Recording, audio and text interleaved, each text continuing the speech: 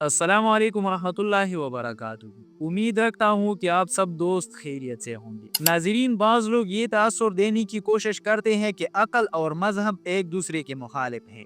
अगर आप मजहब पर चलना चाहते हैं तो अकल को छोड़ना होगा, और अगर अकल की पैरवी करनी है तो मजहब को छोड़े बगैर नहीं हो सकती। तो नाजरीन, ये बात वही शख्स कह सकता है जिसने कुरान को तवज्जो से तो दूर की बात सरसरी भी नहीं पढ़ा हो, क्योंकि अगर कुरान को मामूली तवज्जो से भी पढ़ा जाए तो चंद चीज़ें इतनी वाज़ेह, गैर मुबहम और नुमाया अंदाज में इसके सामने आएंगे कि वो कभी ये नहीं कह सकता कि कुरान अकल के खिलाफ है। अगर कोई कहे कि जनाब दीन पुलान पुलान बात से मना करता है और ये अकल के खिलाफ है, तो इसका जवाब ये है कि ऐसी जगह पर देखे कि वहाँ बुनियादी तौर पर अकल की मजम्मत की जा रही है या अकल की गलत और मजमूम इस्तेमाल की। ये एतराज़ ऐसा ही है जैसे कोई अस्पताल में ऑपरेशन के दौरान मरीजों के गुर्दे निकालने का मकरूह धंधा शुरू हो जाए और लोग इसके मुखालफत करें। तो क्या कोई अक्लमंद ये कह सकता है कि फलान शहर के लोग अस्पताल के खिलाफ है या इलाज मुआलज और सेहत के खिलाफ है?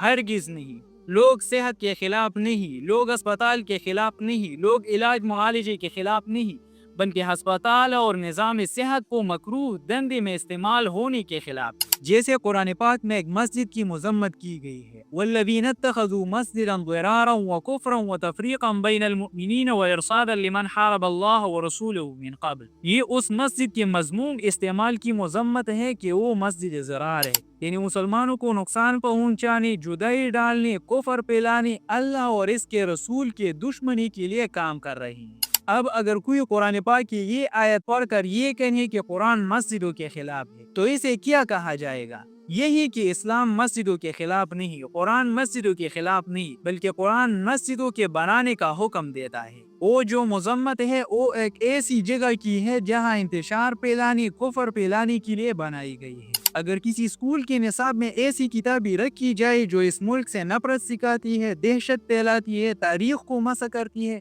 और हुकूमत इस निसाब और स्कूल को बंद करे, तो क्या कोई ये कह सकता है कि हुकूमत तालीम के खिलाफ है? हरगिज नहीं। हुकूमत तालीम के खिलाफ नहीं, बल्कि हुकूमत इस निज़ाम के खिलाफ है जो तालीम का नाम लेकर नफरत फैलाते हैं, दहशत फैलाते हैं, तारीख को मसा करते हैं। यही मुआमला अकल का है कि इस्लाम अकल के गलत इस्तेमाल से मना करता है। ये अकल की मुखालफत नहीं, बल्कि अकल के गलत इस्तेमाल की मुखालफत है।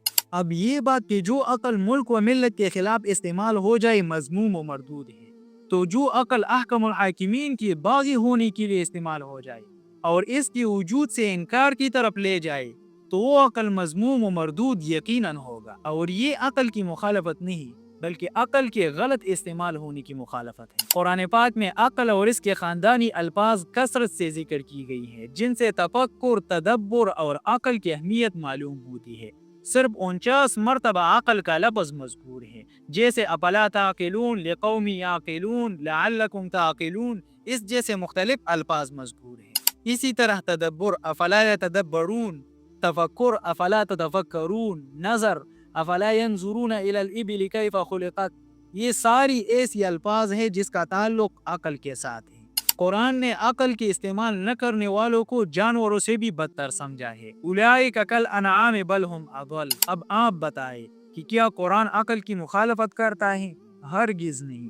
ये एतराज ऐसा ही है जैसे कोई कहे कि माल और दौलत का सबसे ज्यादा मुखालिफ कारून था, या टेलीफोन का सबसे ज्यादा मुखालिफ ग्राम बेल था, या स्मार्टफोन का सबसे ज्यादा मुखालिफ स्टीव जॉब्स था, या न्यूटन और आइंस्टाइन साइंस का सबसे ज्यादा मुखालिफ था। तो दोस्तों, आज की ये थी मुख्तसर सी वीडियो। अगर इस वीडियो के हवाले से आपके जहन में कोई सवाल हो तो आप हमें बता सकते हैं। मिलते हैं इंशाल्लाह नेक्स्ट वीडियो में।